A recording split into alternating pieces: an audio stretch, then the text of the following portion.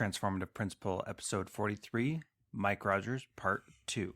Welcome to Transformative Principal, where we interview real principals who are doing amazing things to help our students every single day. I'm your host, Jethro Jones. You can find me on Twitter at Jethro Jones.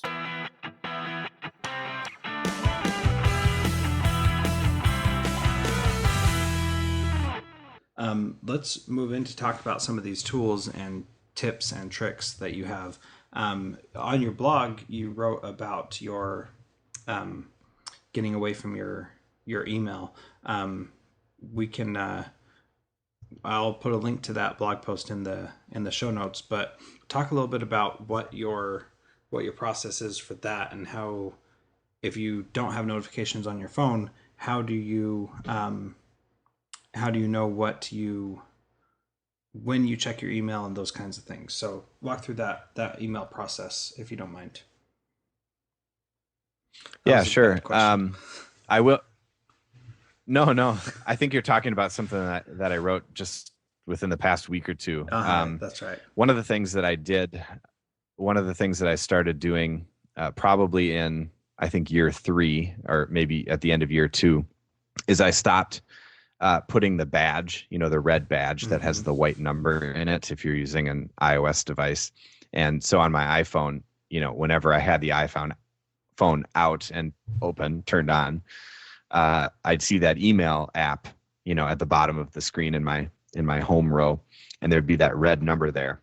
And it was almost impossible for me to resist checking to see what that red number or white number in the red circle represented.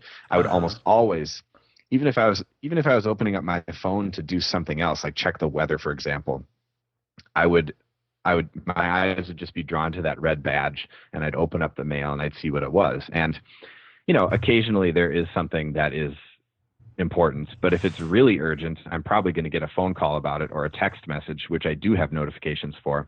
And, eventually over time, I turned off the red badge because, it sounds really crazy, but there were times I'd open up my phone to do one thing, and then I'd turn off my phone after reading my email and forget what it was that I was originally planning to do, which is just really kind of embarrassing. But I've been there. It just the focus was so distracted from what I really wanted to do.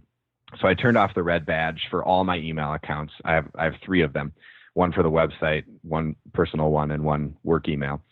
And I figure now what I do, if I really want to know what's in my inbox, I just swipe down on Notification Center from the top of the screen, and I have mail set up in Notification Center. So any new message that I've received is listed right there. I look at who sent it. I can see what the subject line is.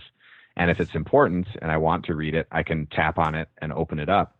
But probably 9 times out of 10, at least after hours, when I pull down Notification Center and there's 5 emails in there, I'm usually just going to press the little X and clear those emails out.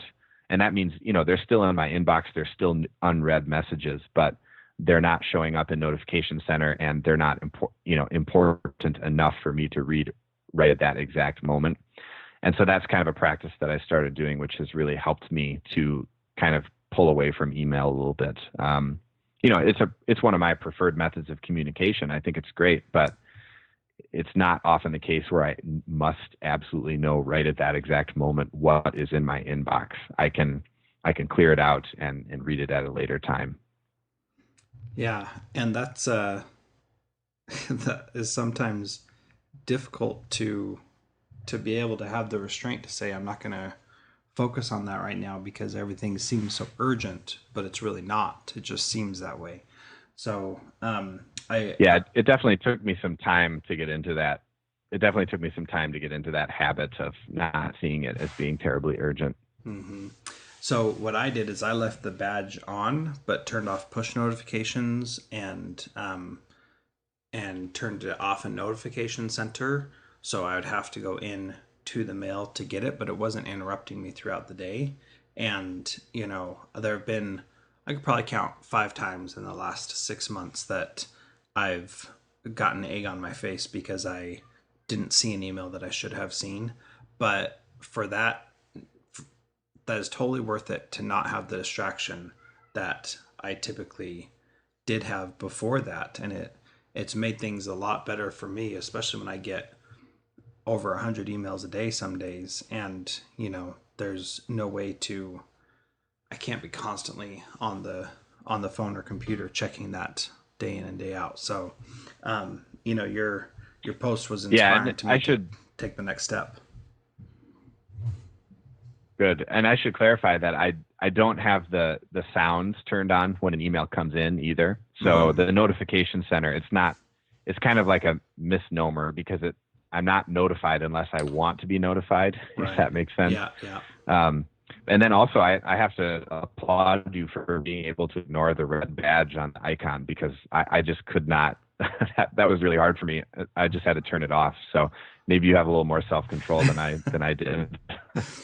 Yeah, it's hard for me too. And I actually, after reading your post, decided to turn it off and see what happens. And I think I'm gonna like it. So it's only been one day. It's Monday, so not that long, but I'm looking Well, forward the to web's seeing spinning, what right? it's like. That's right. Yep, trying something new.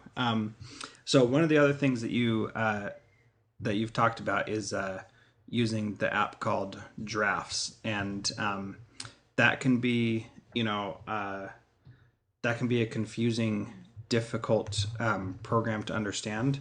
So why don't you start by giving us a little idea of what Drafts is like, and then talk to us about some of the ways that you use it. Sure. I feel like I've been kind of a walking billboard for drafts lately.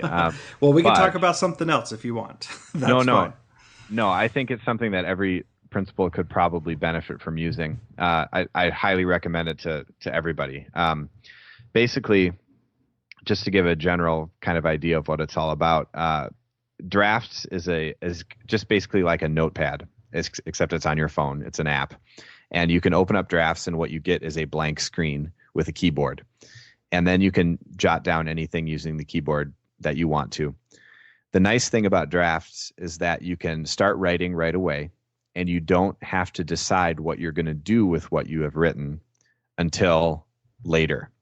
So, for example, one of the ways that I use this is that let's say I'm walking down the hallway and I run into a teacher and we have a conversation, and out of the conversation comes several things that I need to do. And so I can write those things down very quickly. And then what I can do is I can use the actions that are in drafts. And these actions range from, taking the text and putting it into a text message and sending it. It can be putting a text file into Dropbox. It can be putting that text into Evernote. It can be practically anything. And so what I'll do then is, in my case, I use a program called OmniFocus to kind of keep track of all my tasks and things that I need to do. And usually what I'll do is, if in this case that I'm giving right now, if I've written something down while talking to a teacher in the hallway, I'll just tap with one tap. I can send that task into OmniFocus where I will see it later and figure out where it goes and then check it off when it's completed.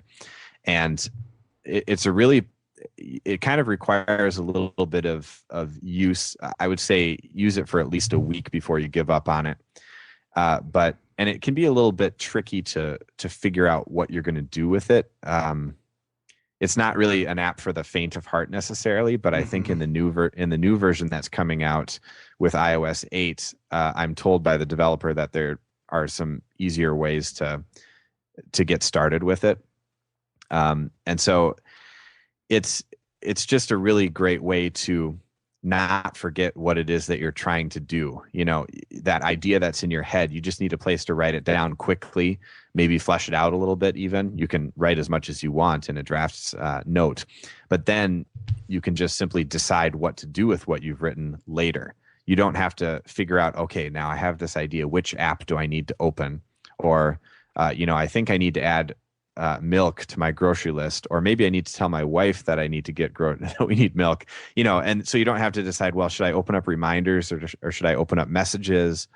You can simply write down milk or, buy milk, and then decide what you're going to do with it. And you might send it to your, in my case, I might send it to my wife and ask her to buy the milk, or I might add it to reminders so that I get an alert when I leave the school that I need to stop at the grocery store.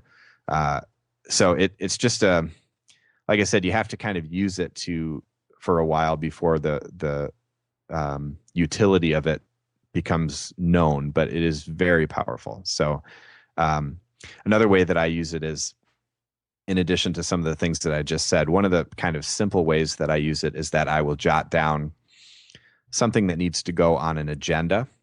For example, we have a weekly faculty meeting on Thursdays at my school. And if something comes up during the week, maybe in a conversation with the teacher in the hallway, to just kind of stick with the same example, I can just jot that down in drafts, and then I can open up the action menu, and I have a little button in there that I've kind of set up that will take what I've just written and it will add it to an agenda, a running agenda that I have in Dropbox in a text file. And so whatever it is will get appended to that note. So then later in the week, when I go to put out the sort of official agenda for our faculty meeting, that will be right there, and I can just send it out. So that's a very simple way. I have a more complex action that I use for recording notes when I'm observing in classrooms on very quick classroom walkthroughs. Mm-hmm. And that one, I probably maybe shouldn't go into it here, but that's in the Mac Power Users podcast. Right. And then I published a kind of an explanation of how to do it on my blog as well, that you might want to link to if people are interested in that. That one's a little bit more complex. Yeah, absolutely. And that's a really good one too. But I want to stop here for a moment on the simple ones, because those two are incredibly powerful. I mean, any principal knows that you walk down the hall and you get inundated with every student, parent, teacher that you see who has something that you need to know about, and those are all important things. It's not like they're, just saying something that means nothing. They're typically things that you need to do something about at a later point as the leader in the school. So having a place to capture all those things and then be able to deal with that later is very valuable. When you say that you don't have to deal with it right then, but you can deal with it later, what does that look like for you?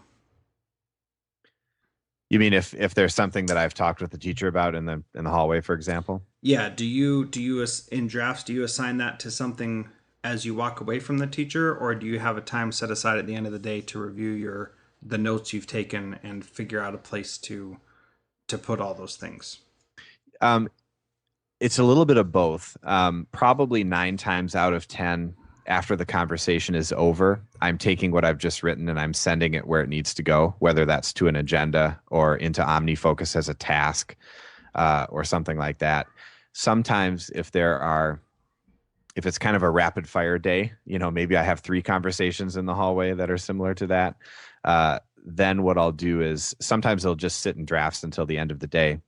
And this is actually a spot where the red badge coming up is actually really important. And because the red badge can come up on drafts to indicate how many things there are that I have not yet dealt with. And so there might be 3 items in there that came up in the conversation in the hallway. And at the end of the day, then I'll see that number 3 above the drafts icon. And then I will know that there are 3 things in there that I need to decide where they're going to go. And so I'll maybe add one to the agenda that needs to go on the agenda, and then put the others into tasks. So it's usually a combination of two of those 2 different things, dealing with it right away or just waiting till the end of the day. And because you can't handle that badge being there, you're going to deal with it the next time you see it, right? Exactly. Yeah, exactly. Yeah. So I will put a link in the show notes to your blog about it, and also to the Mac Power Users episode, because I think you did a great job explaining it on there. And so I want to move into something else. What's another tool that you're using that you feel like is making you a much better principal? I would say, let's see here. I guess kind of the utility tool is Dropbox, just for keeping running notes on things. And that would be like the meeting agenda that I use drafts with, but also other files as well. I'll often use just kind of plain text notes in a Dropbox file for just writing things down. And so Dropbox is kind of the glue that holds this stuff together. But If I'm on iOS, for example, I really like an app called Byword, Mm-hmm. Byword, which is basically just a very simple text editor that will display a list of notes that I have in Dropbox. I can easily open them up and write things in them. If I'm in a meeting, I'll often take notes with Byword. And then I can also review those on the Mac with Brett Terpstra's app called NVAlt, which is Mm-hmm. basically a plain text notes editor and reader. But then I can also use on the PC. I actually use a PC at work at school, and I can use. There's an app there called Resoft Notes, which is just very similar to NVAlt. It's not quite as powerful, but still gives me all those notes in one place to look at and to refer to. So plain text, I guess, maybe is the basic answer to your question. Plain text notes held together by Dropbox are really important. And then OmniFocus, as I mentioned earlier, it kind of keeps my whole life, personal stuff and school stuff, organized into a way that makes sense for me. So those are a couple of them. I'll mention one more. There's a calendar app called Fantasical, Mm-hmm. which is I was going to say fantastic, but that would be redundant. It's just a great app. I talked about this at a conference I was at in April in Pittsburgh, and when I showed people Fantastical and how it works to add events to your calendar, people were blown away. They were like, "Oh my gosh, I have to get this right away." Basically, what it does is you can write down. You open up Fantastical, you start to add an event to your calendar, and you can just write it in. You just type meeting with Jethro at 8:30 p.m. on Monday evening, and it will take what you've written and it will parse all that text so that the event will be created with the time already put in there at 8:30 because I mentioned 8:30 in there. So you can imagine that with Siri, if you're using an iPhone or if you have some voice dictation ability with any other type of phone, you can say something like that and it will parse out all those things and it will put it into your calendar just like that in a snap. So you don't have to mess with those little scroll wheels for dates and times. It will parse out that information for you automatically. And so that's a really powerful application. It also integrates well with Google Maps. So if you add in a location and you open up your calendar later, you can just tap one button. It'll give you directions to where you're going. That one is another really great one that I would highly recommend. Yeah. Does that send out invites to people as well? Um, Fantastical. that is a good question. I don't often send out invitations of my own. I know that it will, you can accept invitations within Fantastical if somebody sends you one, but I'm not sure. I don't do a lot of invitations myself, sending them out. So I'm not really sure about that. I use um, Outlook at school Mm-hmm. because I'm on a PC, and so if I had to send out an invitation, I would probably be more likely to do it from there. So I'm not sure if that function exists. Yeah, I wish I knew. I don't know the answer to that question. Sorry. That's quite all right. That's been my limitation with any of the third party calendaring apps is that they don't typically have that support, at least not in a nice way. So, like Fantastical, you can just type that all in or dictate it in, and then it puts it nicely in your calendar. But then if you need to invite someone, that's where they typically fall down. We use Microsoft Exchange at work, and so that's always been a thing that I need that support for the Exchange calendaring. And I do send out invites to a lot of people, and so that's always been a downfall. But I'm actually looking at it. I just pulled it out and opened it up on my phone when you were talking, and you can't um, you can't enter it in as like a long string and have it automatically know who to invite. But uh-huh. but you can add in invitees, and you can add by email address, and you can select from your contacts. Okay. So I think it will do invitations. Okay, cool. Then I will have to give that one another look. That'll be good. And here's what's amazing: is we witnessed how you keep up to date and do things right here live. You couldn't let that question pass and not know the answer to it for yourself.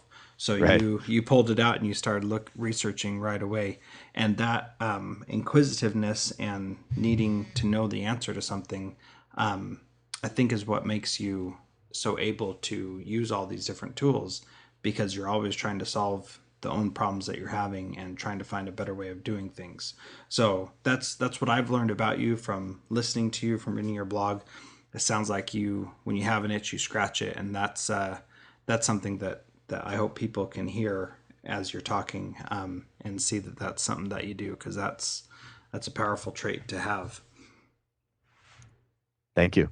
You're welcome. So at the end of each interview, I ask people two questions. The first one is, what's something that someone can do starting today to be a transformative principal like you are? Um, I would say find one way that you can use technology to help you do part of your job. Whether that's something really simple or something that's really complex, maybe start with something simple. But if you carry around a smartphone and you can't answer the question, how is my smartphone helping me be a better principal? Try to find the answer to that question, even if it's just something small. Yeah, I like that. That's a great answer, Mike. Thank you. The last question is, what is something that you have hanging up in your office, or something that you see often that reminds you of why you're doing this work of being a school principal? Well, I guess the obvious answer for me here is, because I'm in a faith-based school, it's the things that I have hanging in my office that remind me of my faith as a Catholic school principal. So I have several things in my office that remind me of that every day, that I try to stay focused on. And then also, the less obvious answer is, this year my daughter started in preschool at my school, and so I get to see her 3 times a week, and that is, I can't tell you how the effect that that's had. I mean, I think having my own child around is just a very powerful thing. It reminds me about why I work, and Mm-hmm. so that I can support my family. But it also reminds me of why I'm in education, and it's so that little boys and girls, can have a great school to go to that is safe, where there are people there who care about them, and where they are learning about their faith, but also learning how they can be, successful adults and successful children too. So, yeah, I would say my daughter is a living example that keeps me focused, a living thing, and Mm-hmm. then some of the other things, religious items that are in my office is another thing. That's great. I really appreciate that. Um, Thank you so much for your time today. Why don't you let people know how they can get in touch with you if they want to learn more about you and from you? Sure.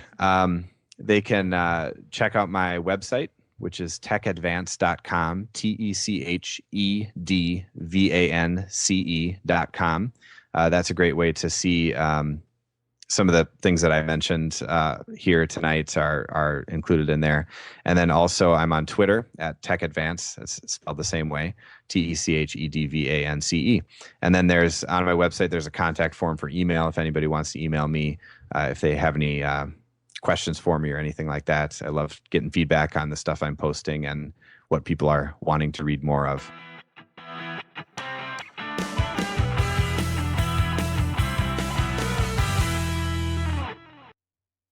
Thank you so much for downloading and listening to this podcast.